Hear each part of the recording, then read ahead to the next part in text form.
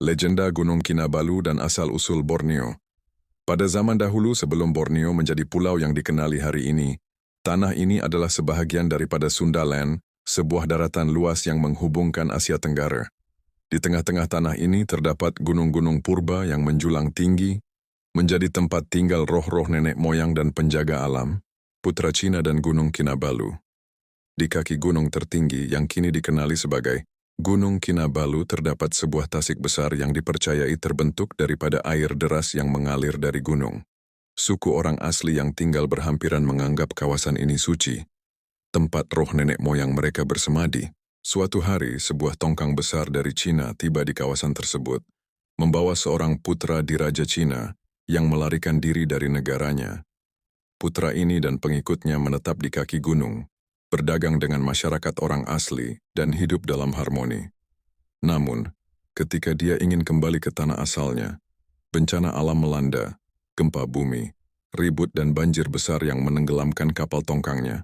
Selepas 3 hari ribut, putra Cina itu ditemui terdampar di tebing sungai oleh sekumpulan pemburu orang asli.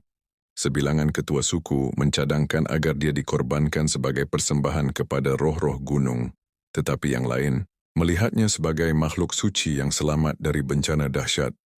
Akhirnya, dia diterima sebagai sebahagian daripada komuniti mereka, berkahwin dengan wanita orang asli, dan melahirkan keturunan yang kini dikenali sebagai suku Dusun. Gunung Kinabalu, tempat persemadian roh. Gunung Kinabalu bukan sekadar gunung biasa.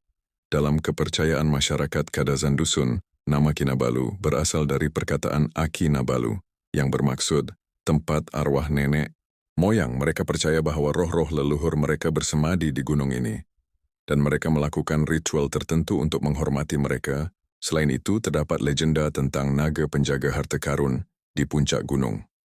Konon, dahulu kala, seorang putri dari Cina datang ke Borneo untuk mencari mutiara yang dijaga oleh seekor naga. Namun, dia gagal mendapatkan harta tersebut, dan kisah ini menjadi sebahagian daripada mitos yang menyelimuti gunung Borneo, tanah yang lahir dari lautan. Ketika Sundaland mulai tenggelam akibat perubahan alam, gunung-gunung purba yang pernah menjulang tinggi mulai lenyap. Namun, dari serpihan tanah yang tersisa muncul sebuah pulau baru.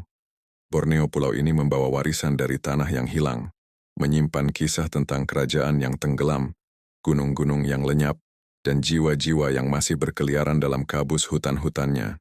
Hingga kini, mereka yang mengembara di gunung-gunung Borneo kadang-kadang mendengar bisikan angin, seolah-olah suara masa silam masih berusaha berbicara. Ada yang mengatakan bahwa roh-roh dari zaman dahulu masih menunggu mereka yang dapat mengingatnya, berharap agar sejarah mereka tidak dilupakan selamanya. Hingga kini, mereka yang mengembara di gunung-gunung Borneo kadang-kadang mendengar bisikan angin, seolah-olah suara masa silam masih berusaha berbicara. Ada yang mengatakan bahwa roh-roh dari zaman dahulu masih menunggu mereka yang dapat mengingatnya, berharap agar sejarah mereka tidak dilupakan selamanya. Kasatura, legenda tanah yang hilang dan kelahiran Borneo. Borneo, tanah yang lahir dari lautan, masih menyimpan jejak kisah purba yang hanya dikenali oleh mereka yang mencari. Setelah tenggelamnya Kasatura, tanah yang pernah menjadi pusat kebijaksanaan dan kemegahan, dunia berubah. Orang-orang yang selamat dari bencana mencari perlindungan di tanah baru yang terbentuk, sebuah pulau yang masih diselimuti kabus mistik.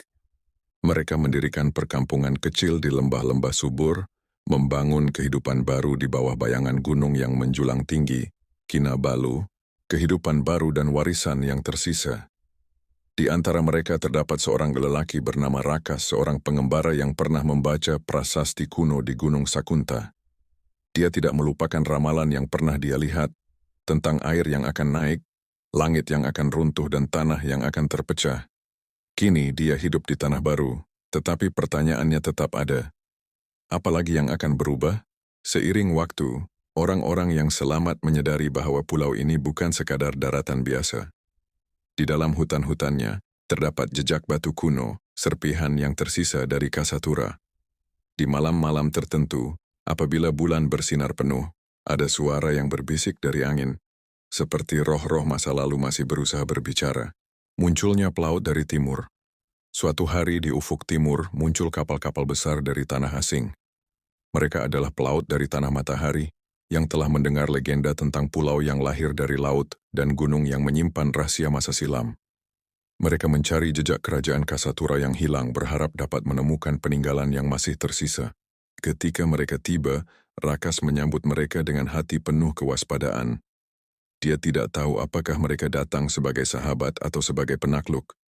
Namun, pemimpin pelaut itu, seorang lelaki tua bernama Sang Ratu, berbicara dengan penuh hormat. Kami mendengar bisikan angin tentang tanah yang pernah ada, tentang gunung yang menjaga rahasia dunia. Kami datang bukan untuk merampas tetapi untuk mendengar. Ceritakan kepada kami tentang tanah yang hilang.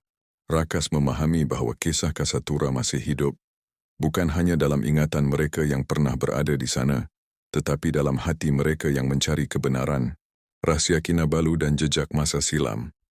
Ketika malam tiba, Sang Ratu dan Rakas mendaki Gunung Kinabalu, mencari tanda-tanda masa silam.